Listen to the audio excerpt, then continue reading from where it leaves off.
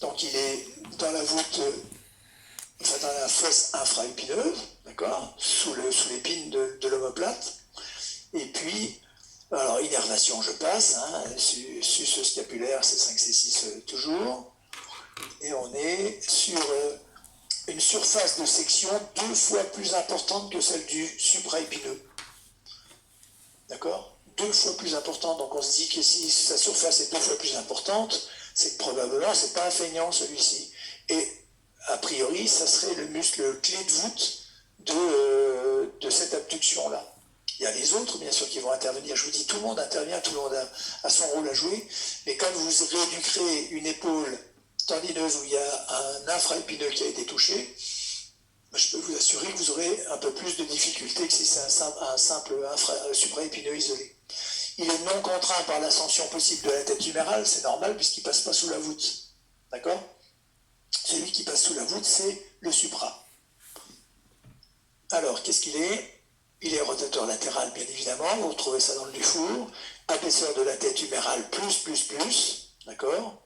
Et voilà, on nous dit, je crois que c'est Taheri, c'est Bonnel qui disent ça, c'est le clé de voûte du centrage permanent de la tête humérale lors de l'abduction. Sa valence abductrice entre 40 et 60 degrés d'abduction, alors ça on le reverra, mettez-vous ça sous le coude, ça correspond à quoi en fait? Ça correspond, ces 40-60 degrés, à... Qu'est-ce que c'est que le centrage dynamique de la tête humérale? C'est ni plus ni moins. Hop, ils doivent tous me voir, ils voient toujours ce truc-là, là. Je pense, ouais, je démonte tout. Et on est d'accord qu'on va avoir un mouvement de roulement ici, puis on va avoir un mouvement de glissement vers le bas. Hein. On va avoir un mouvement de glissement vers le bas. Et donc on a des nuages, une infinité de centres instantanés de rotation. Eh bien en fait, la translation du centre instantané de rotation, elle se fait entre 40 et 60 degrés, de façon prioritaire. D'accord? Parce qu'à chaque fois, je vous ai dit que c'était un fondu enchaîné. Il ne faut pas imaginer qu'on a que du roulement, après que du glissement, puis que du roulement, etc., etc. Tout se fait, mais dans des proportions différentes. Et en fait, la translation du centre instantané de rotation, elle se fait entre 40 et 60 degrés. Le pic d'activité électromyographique, comme tous les muscles de la coiffe, de la coiffe, et se fait souvent à 90 degrés. Alors pourquoi? Pourquoi? Là aussi on l'expliquera, on peut l'expliquer parce que c'est une coiffe qui est en traction. Quand vous êtes à 90 degrés, je sais que, je suis là pour vous l'expliquer après, je sais que la scapulo-thoracique elle va suivre, c'est-à-dire que la glène, l'orientation de la glène va changer un peu, mais de façon très simpliste, quand je suis à 90, j'ai ma tête qui est complètement dans le vide, quoi. Alors, il y a le hamac en dessous, il y a le triceps qui va intervenir, etc., etc. Mais la tête, elle est complètement dans le vide, quoi. Ce qui veut dire que tous les muscles qui vont tirer sur la tête, ils sont à ce moment-là très très forts. C'est là qu'ils développent le plus de force parce que c'est là que c'est potentiellement le plus instable. Bon, on palpe dans la voûte, dans la fosse sous-épineuse. Alors, ça c'est intéressant comme position, hein, quand vous mettez les doigts, parce que on peut palper ici, bien sûr, l'infraépineux, mais dans la même position, quand vous allez faire de la rotation externe, si vous décalez un tout petit peu en dessous, vous aurez le petit rond, hein, dans la même truc, et il y aura le grand rond qui va se balader. Et le grand rond, il a le même nom que le petit, si ce n'est que son action, on le verra, hein, pas ce soir, c'est trop tard, mais il est rotateur interne. Il y en a un qui est rotateur externe, l'autre rotateur interne. Pour autant, quand vous prenez le musculino ou même la palpation, on peut se mettre dans la même position. Donc vous imaginez votre patient qui est en procubitus, le bras le long du corps, vous prenez, puis vous allez palper, hein, donc on a accès au plan postérieur, et puis vous demandez soit de la rotation interne, soit de la rotation externe, puis vous voyez ce qui est un petit peu sous vos doigts pour savoir exactement où vous êtes.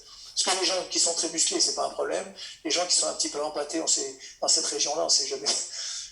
j'ose dire des fois qu'on ne sait jamais trop où on est. Bon, le testing, vous verrez, c'est exactement la même position que tout à l'heure, mais on va demander une rotation externe plutôt qu'une rotation interne. Et le test de patte, c'est un test musculaire pour apprécier la résistance, on va dire ça comme ça pour l'instant, la résistance de l'infraépineux. Ben, vous voyez bien qu'on est en rotation 2 à 90 et je vais pousser en rotation interne et il va résister lui en faisant de la rotation externe. C'est pour ça qu'on le met comme ça. C'est parce qu'il est plus fort à 90 degrés. Donc le test clinique essaye de se caler sur la synésio, c'est ce que je veux vous expliquer.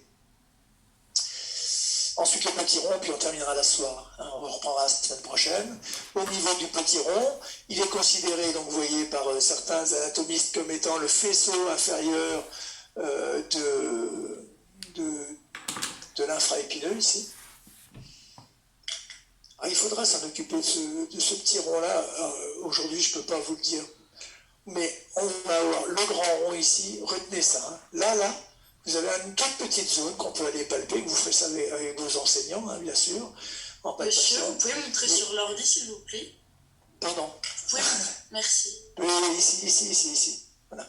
Là, on a le petit rond. En dessous, on va avoir le grand rond.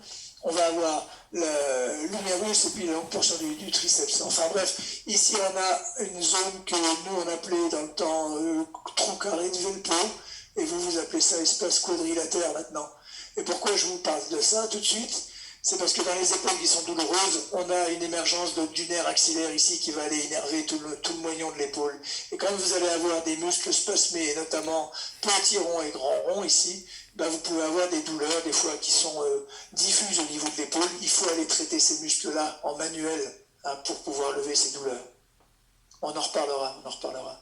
Bon, l'innervation axillaire, hein, c'est plus donc le subscapulaire, et le rôle, il est donc stabilisateur de la tête humérale, rotateur latéral, abaisseur de la tête humérale et adducteur, fermeur homo-huméral. Donc celui-ci, il faudra y aller gentiment au niveau de la coiffe. Pourquoi? Puis je termine là-dessus. Je vous ai dit tout à l'heure que la semaine prochaine, on va attaquer les autres muscles, notamment les grands, les longs abaisseurs, hein, les grands. Là, la coiffe est considérée comme, on l'appelle les courts abaisseurs, on les appelle les courts abaisseurs. Mais vous voyez que déjà dans les courts abaisseurs, on peut avoir un qui est déjà un petit peu adducteur. Donc il faut faire très attention parce que si vous avez une rééducation dite des abaisseurs, il ne faut pas, à mon sens, il faut éviter de solliciter trop les longs. Il faut essayer de se mettre en situation pour chanter un petit peu le petit rond. Parce que les abducteurs sont des fermeurs homo-huméraux. Si on ferme au niveau homo-huméral, on ne peut pas avoir d'ouverture, on ne peut pas avoir de mouvement d'abduction correct et on ne peut pas avoir de recentrage correct. Ça, je vous en reparlerai parce que s'il y a un truc à comprendre, c'est bien ça. Et les adducteurs, les fermeurs homo-huméraux, ils sont, comme son nom l'indique, adducteurs, rotateurs internes, pour les trois quarts, sauf lui qui est rotateur externe.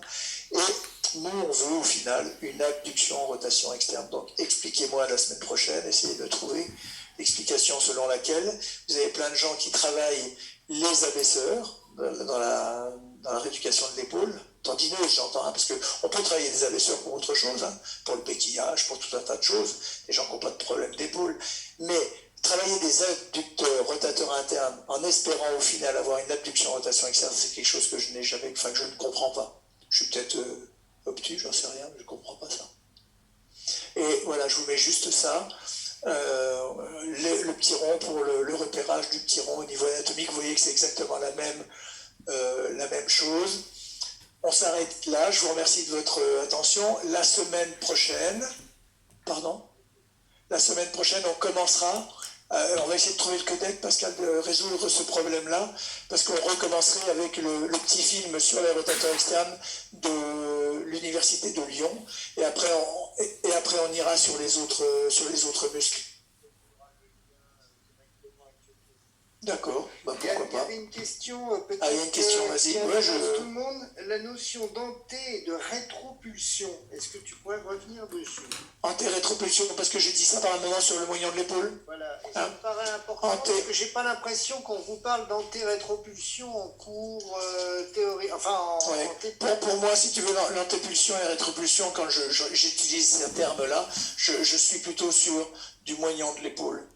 J'antépositionne ou je rétropositionne le moignon de l'épaule, mais ça on le verra ensemble quand on fera la scapulo-thoracique. Parce que quand tu veux dire que la réponse de je sais plus qui, de Kevin, Barbet, flexion, extension de la gléno.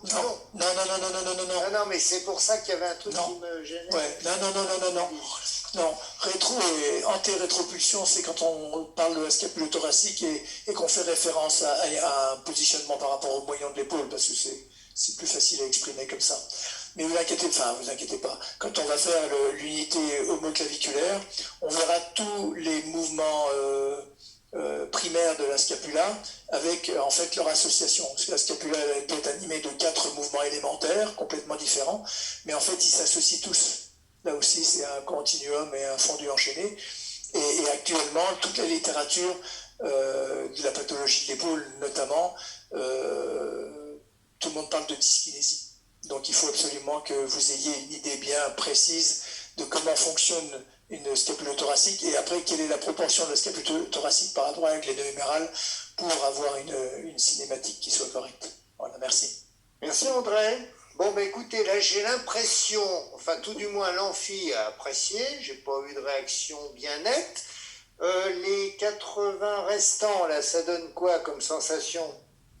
C'était mieux que la semaine dernière.